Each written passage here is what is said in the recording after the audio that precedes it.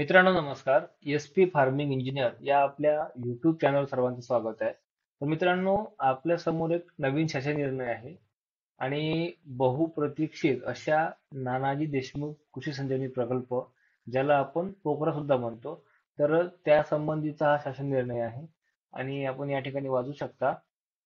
आता जागतिक बँक सहाय्यित नानाजी देशमुख कृषी संजीवनी प्रकल्प टप्पा 2 च्या अंमलबजावणीस मान्यता देणे तसेच जागतिक बँकेसोबत करारनामा करण्यास मान्यता देण्याबाबत. तर मित्रांनो, सर्वांना माहित आहे की या ठिकाणी महाराष्ट्र शासन तसेच जागतिक बँक यांच्या संयुक्त विद्यमाने नानाजी देशमुख कृषी संजीवनी प्रकल्प राबवण्यात आलेला होता आणि त्या अंतर्गत महाराष्ट्रातील बऱ्याच गावांना आणि शेतकऱ्यांना या योजनेतून लाभ सुद्धा झालेला आहे. तर आता या योजनेचा टप्पा 2 जो आहे तो परत राबवण्यात येणार आहे आणि हा जो टप्पा आहे सन 2025-26 पासून पुढील 6 वर्षाकरता असणार आहे. तर या ठिकाणी आपण बघू शकता, हा जो टप्पा 2 आहे हा एकूण 6,000 कोटी किमतीचा प्रकल्प आहे आणि यामध्ये महाराष्ट्रातील अकोला, अमरावती, छत्रपती संभाजीनगर, बीड, बुलढाणा, हिंगोली, जळगाव, जालना, लातूर, नांदेड, धाराशिव, परभणी, वर्धा, वाशिम, यवतमाळ, नाशिक, नागपूर, भंडारा, गोंदिया, चंद्रपूर व गडचिरोली. तर असे 19 जिल्हे आणि या 19 जिल्ह्यातील 7,201 गावांची निवड करण्यात आलेली आहे आणि याकरता जो निधी आहे तो 6,000 कोटीचा निधी प्रस्तावित आहे आणि यापैकी अ, जो 70% निधी आहे तो जागतिक बँकेकडून मिळणार आहे आणि जो उर्वरित 30% निधी आहे तो आपल्या महाराष्ट्र शासनाकडून खर्च केला जाणार आहे. तर बघा, 4200 कोटीचा निधी जो आहे तो जागतिक बँकेकडून आणि उर्वरित 1800 कोटींचा निधी हा आपल्या महाराष्ट्र शासनाकडून या ठिकाणी खर्च करण्यात येणार आहे. आणि हा जो प्रकल्प आहे जसं मी आधी सांगितलं, सन 2025-26 पासून पुढील 6 वर्ष या ठिकाणी राबवण्यात येणार आहे. तर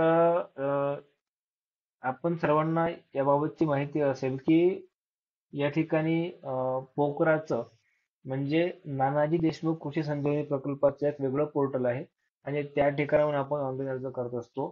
तर त्या ठिकाणी शेतकऱ्यांना डायरेक्ट बेनिफिट ट्रान्सफर म्हणजे जो काही अनुदानाचा हिस्सा आहे तो डायरेक्टली शेतकऱ्याच्या खात्यावर जमा होत होता.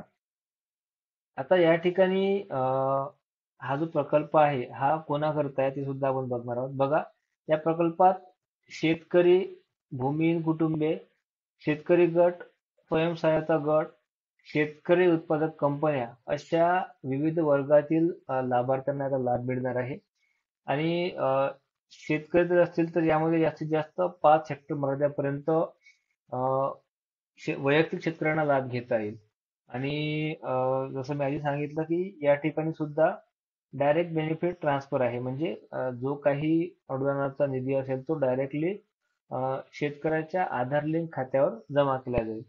तर लवकरच हा प्रकल्प सुरू होईल अशी अपेक्षा आहे आणि या ठिकाणी जो जागतिक बँकेसोबत करार करायचा असतो तर तो करार करण्यास या ठिकाणी महाराष्ट्र शासनाला मान्यता दिलेली आहे आणि लवकरच हा प्रकल्प सुरू होईल अशी अपेक्षा आहे. तर मित्रांनो, या ठिकाणी बघा, पोखराची जी वेबसाईट आहे ती या ठिकाणी मी एकदा ओपन करून दाखवतो आपल्या पोर्टलवरती. बघा, फक्त आपल्याला गुगलवरती पोकरा डीबीटी सर्च करायचं आहे आणि या ठिकाणी महापोकरा हे तुम्हाला या ठिकाणी पेज दिसेल. तर जेव्हा केव्हा या संबंधी नवीन अपडेट असेल तर ते अपडेट आपल्या चॅनलच्या माध्यमातून आपल्यापर्यंत पोहोचवलं जाईल. त्यासाठी आपल्या चॅनलला सबस्क्राईब करा आणि या व्हिडिओला जास्तीत जास्त शेतकऱ्यांपर्यंत पोहोचवा. धन्यवाद.